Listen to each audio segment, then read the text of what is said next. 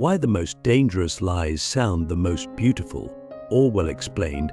Let me ask you something that might sound innocent at first, but quickly becomes terrifying.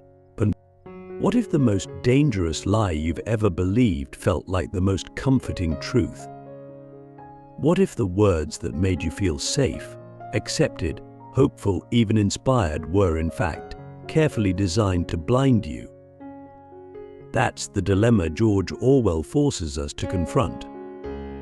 His work isn't just about authoritarian regimes or thought police, it's about the psychology of deception. Not just the lies told by governments or corporations, but the lies we willingly swallow because they're wrapped in beauty, poetry, and purpose. We love beautiful lies. We crave them. We dress them up in slogans, repeat them in songs, engrave them into our institutions. Why? Because truth is ugly, it's uncomfortable. It demands change. But a beautiful lie, it soothes, it seduces, it lets us stay exactly where we are, in the warm bath of conformity. Orwell understood this and exposed it brutally. Click subscribe to this channel to get more profound insights. In 1984, the slogans of the party are perfect examples. War is peace. Freedom is slavery. Ignorance is strength. At first glance, they're absurd, paradoxical. But sit with them longer, and you realize they're not meant to convey logic, they're meant to disable it. These phrases aren't just lies. They're beautifully engineered lies crafted to sound profound, poetic, even noble. But they don't just deceive, they redefine. And that's the real danger. Because the most dangerous lies don't fight against truth. They replace it. They offer you a new language, a new meaning, a new reality. And once you accept that new language, you lose the ability to question it. But Orwell's genius wasn't in predicting future tech, he predicted future thought control. His idea of Newspeak wasn't just about truncating vocabulary. It was about removing the possibility of rebellion. If you can't speak about freedom, you can't think about it. If you can't name injustice, you can't feel it. Words don't just describe reality, they shape it. And when lies are dressed in the right words, they become reality. Now here's where it gets personal. This isn't just about dystopian fiction. It's about your life. Ask yourself, what lies have you accepted because they sounded good? Maybe it's the idea that success means happiness, or that you are enough, just as you are even when you're spiraling, or that everything happens for a reason, no matter how cruel or senseless the event. These are not always malicious lies, but they are dangerous because they pacify you. They prevent you from seeing clearly, from asking harder questions, from challenging the systems you live in and the identity you've built. And here's the thing, the people who spread these lies often believe them. That's what makes them so convincing. The beautiful lie gains power not when it's imposed, but when it's shared enthusiastically. When a society repeats it with smiles, when it becomes a cultural value, a brand slogan, a classroom mantra. We raise children on these lies. We wear them on t-shirts. We hashtag them. And all the while, we drift further from truth not because we're evil, but because we're comfortable. Orwell forces us to see that comfort can be a trap, and that peace, when built on illusion, is just another form of control. And if you think this only applies to them to authoritarian governments or brainwashed masses, think again. You and I are just as vulnerable, maybe even more so. Because in democratic, free societies, the lies are subtler. They don't come from one dictator. They come from a million sources: ads, influencers, politicians, even friends. Lies that tell you you're free while keeping you deeply afraid to question anything. Let me push this deeper.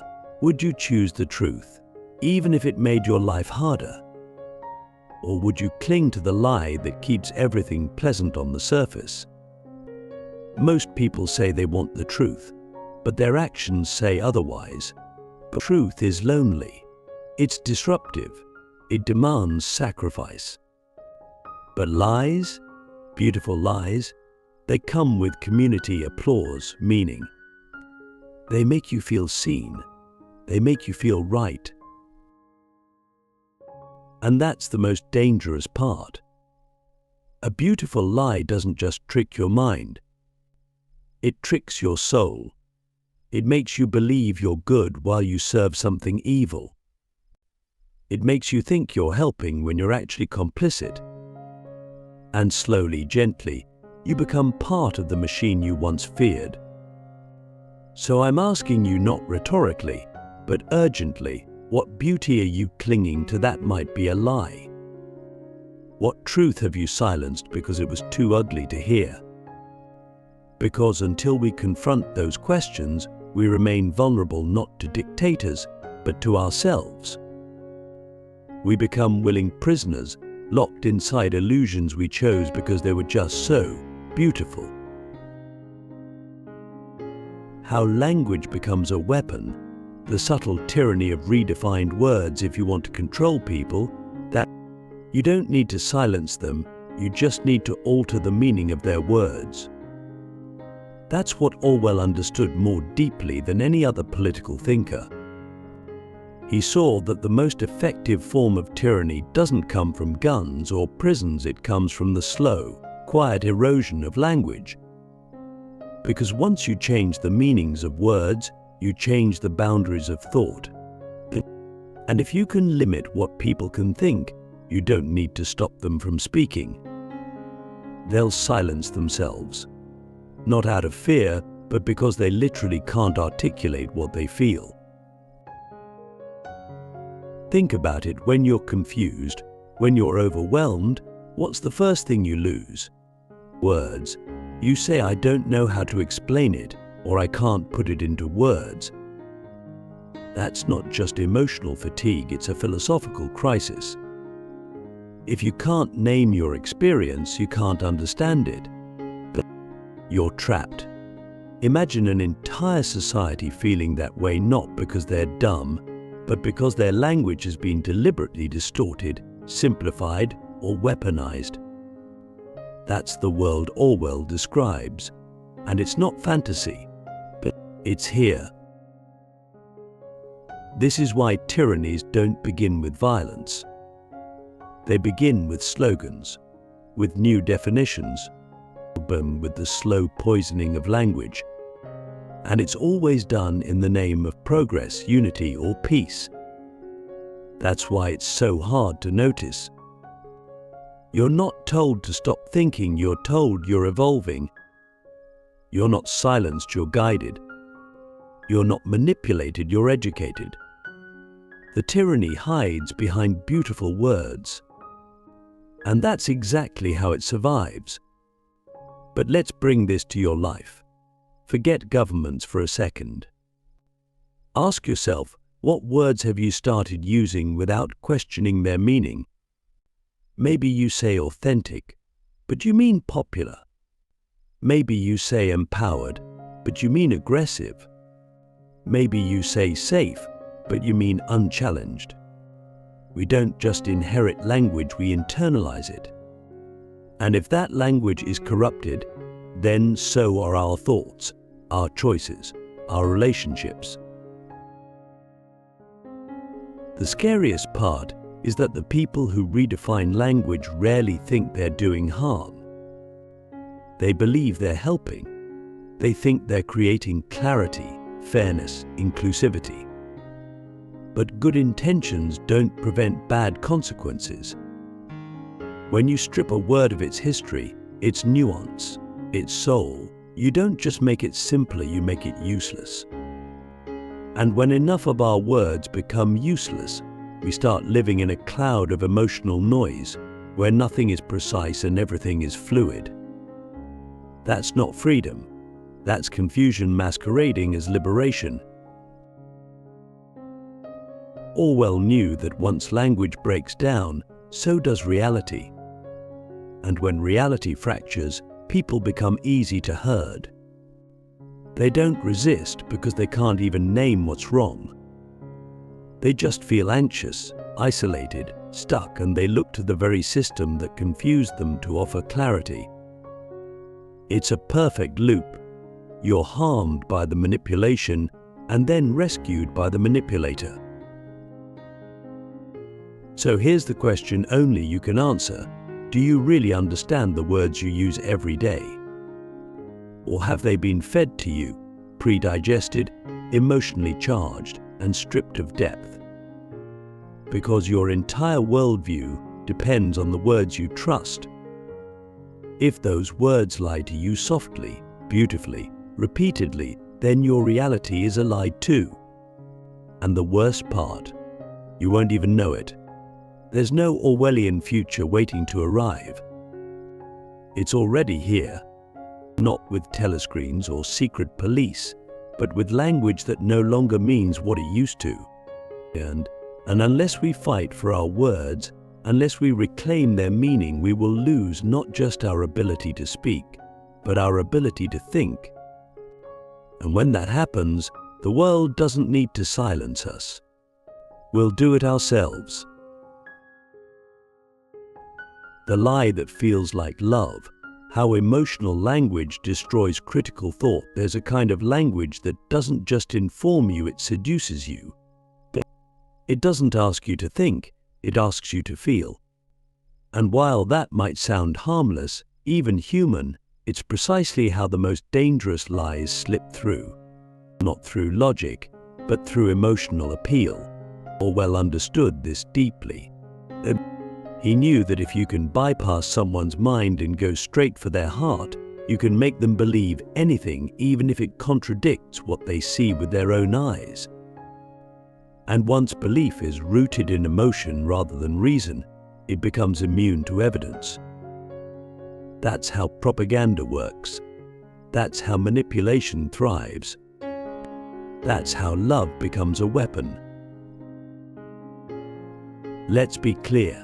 Emotional language is not evil. It's part of what makes us human. We need it to connect, to empathize, to express joy, pain, awe. But when emotion is used to replace thought, when it becomes a tool to shut down questions and silence dissent, it becomes something else entirely. It becomes a lie that feels like love, warm, righteous, affirming, and that's what makes it so dangerous. Because we don't resist things that make us feel loved. We lean into them. We defend them. We build our identity around them. Orwell showed this in 1984 through the concept of doublethink, the ability to hold two contradictory beliefs in your mind and accept both of them. But doublethink isn't just intellectual gymnastics, it's an emotional survival mechanism. You're told to love Big Brother, even as he tortures you. You're told the party is your family, even as it controls every part of your life. And because that love is wrapped in language that affirms your worth, your loyalty, your belonging, you accept it even when it violates your reason. Now pause for a moment and ask yourself, where in your life have you accepted something harmful because it was presented as love? Maybe it was a relationship where control was disguised as concern, or a workplace where overwork was framed as passion, or a belief system that told you to silence your doubts in the name of unity. We've all experienced this, and it's not because we're weak, it's because we're wired to want love more than truth. And when language gives us both, when it says the lie is the love we surrender without a fight. But here's the catch, If you can no longer question what you feel, then whoever controls your feelings controls you. That's what Orwell was warning us about. Not just totalitarianism, but the emotional machinery that sustains it. The ability to make people love their servitude, to make them feel righteous while being complicit, to make them defend the very thing that's destroying them, because it speaks the language of love. So I have to ask you something uncomfortable. Are your beliefs grounded in thought or emotion? Not just your political views, but your moral convictions, your social opinions, your identity. Have they been examined, tested, refined? Or have they been absorbed because they made you feel seen, validated, right? Because if it's the latter, then you might be living in a lie that feels a lot like love. This isn't a call to abandon feeling. It's a call to balance it, to anchor emotion in reason, to ask, why do I feel this way?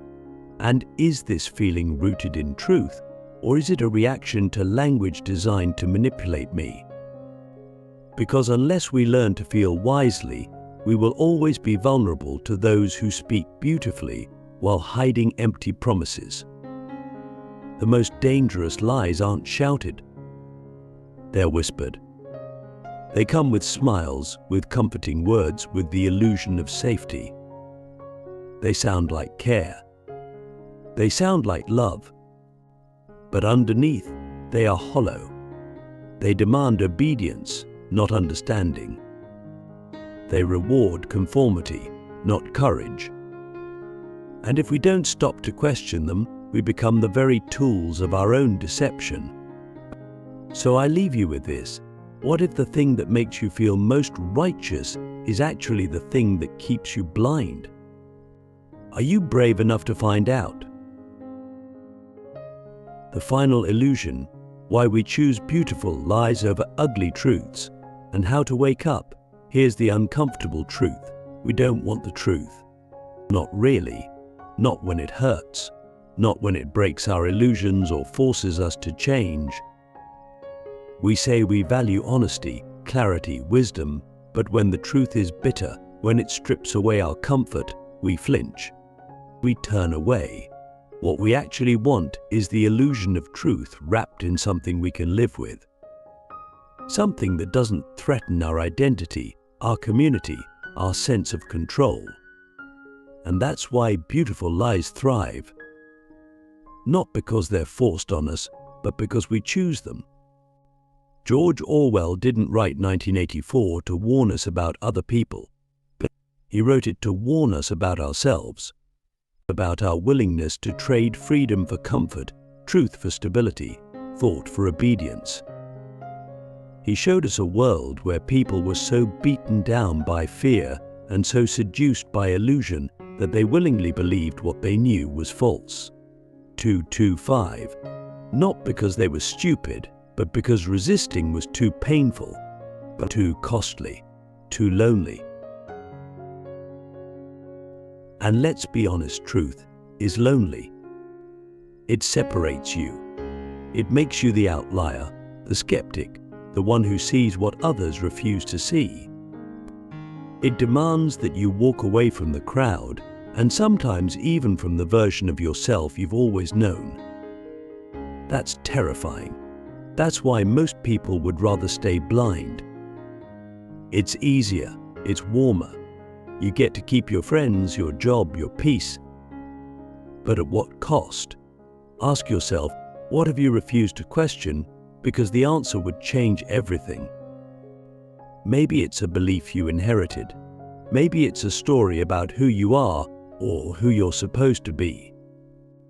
Maybe it's the system that rewards you for fitting in and punishes you for speaking up.